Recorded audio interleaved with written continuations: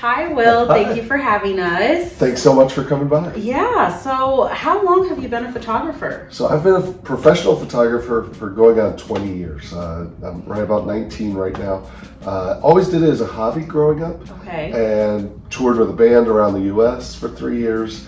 Lived in New Orleans, lived in Los Angeles, and kind of always did it for fun. Mm-hmm. And then right about 2004, started doing it for a living. Okay, very nice. And throughout all those travels and those places that you've been and the pictures that you've captured, do you have a favorite memory associated with any of those times or a favorite photograph? You know, so it's been absolutely amazing. And if you told me growing up and when I was in college and growing up that I would be able to travel the world, see different things, work with some of my favorite bands, celebrities, entertainers, but also just be able to see the world and document it, taking pictures, I would have said you're crazy. I would have said there's no way this is going to be my life. And I have some favorite moments, you know, whether it's documenting the beautiful city of Chicago and capturing, I mean, you can't take a bad picture in the city of Chicago. I agree. It's amazing. One of my favorite photos that was the centerpiece of my booth last year, and probably will be again this year, is looking down the river at St. Patrick's Day from the London House rooftop. And I did a kind of fun process with it where I transferred the picture, made it black and white, and showed the river in green. And so doing stuff like that is pretty amazing, to be able to show the beauty of Chicago in unique moments. That's what I try to working with. For 12 years, I've been lucky enough to be the photographer for Bill Murray and the Murray brothers for their Caddyshack charity golf outing. And doing that has been amazing, being able to capture Bill Murray in quiet moments as well as when he's wild and crazy.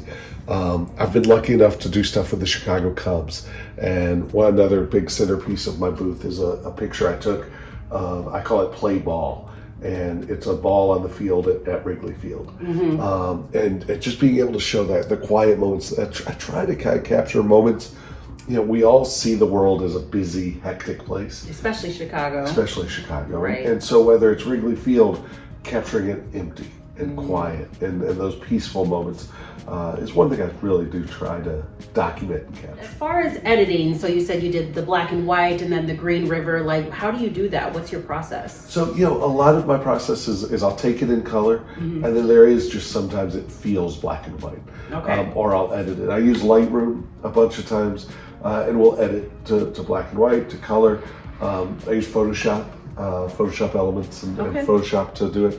But a lot of it, sometimes I even do it, again, on the phone, editing and playing with the different ways a photo looks, and really just trying to capture where I think people's attention will be drawn. Right. How long have you been exhibiting at One of a Kind? So this will be my second year at One of a Kind. I've always heard about it, I've always been fascinated by it, I've always attended it. And there's just so much incredible art, incredible artists, of all types, and that's what I love about it. I love that you can walk literally in 10 feet. You can see amazing sculptures and crafts, amazing, hopefully, photography. And that's what's neat about One of a Kind is you bring together 500 artists, I think it is, from all over the world who display their work. And so it's been an honor to be a part of it. And hopefully my little corner, my niche, captures some people's eyes, captures your attention. And like I said, I try to show, whether it's bands, whether it's people, whether it's Chicago, hopefully I show it in a kind of unique, different way. Right. And what's amazing about One of a Kind is the number of people y'all bring through the door is incredible. The thousands of people who come into the door. And what's even better is the people who come in the door are looking for art. They're art lovers. They're looking to buy art. They're looking to enjoy art. So it's a really unique opportunity within a short amount of time to reach thousands of people that you can't reach otherwise. Thousands of people who've never heard of Will Byington photography. How do you know when you've got like the shots, and like how does that feel?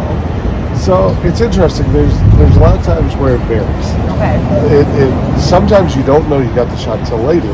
Okay. And sometimes that's where the editing comes in. That's what the beauty of editing is. Sometimes you sit there and go, I tell people in my classes even, I say never delete Like, don't delete in the moment. Okay. Because sometimes you're looking at the little screen on the back of your camera, Right. and it doesn't look great. But sometimes when you get it big on your computer, you realize, holy cow, that shot is cool, and I can edit it. I can make it look like a painting. I can, you know, play with the colors. I believe everyone can take photos, and so I use that to challenge myself also. Just being out here and documenting whatever I can, whatever you see, whatever happens in front of you.